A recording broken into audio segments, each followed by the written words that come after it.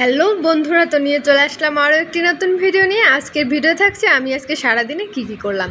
তো প্রথমেই সকালবেলা তো সবাই ব্রেকফাস্ট করে, তো আমিও সকালবেলা ফ্রেশ হয়ে ব্রেকফাস্টটা সেরে নিচ্ছি।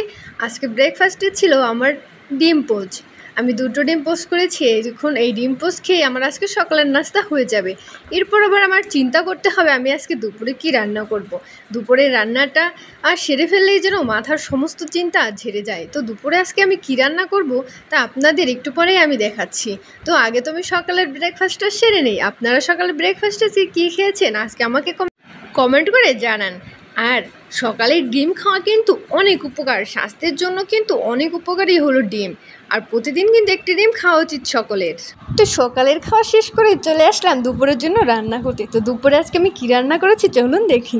তো আজকে আমি রান্না করেছি পটল আর কাঁকরোল ভাজি।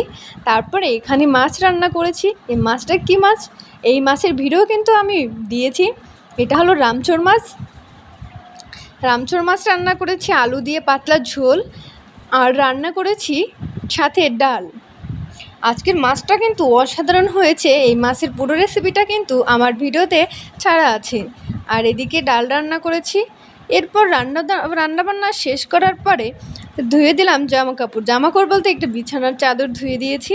তারপরে এইদিকে বিছানাটা আবার একটু গুছিয়ে নিলাম। গরিবের সংসার বলে কথা। আজকের ভিডিওটি এ পর্যন্তই।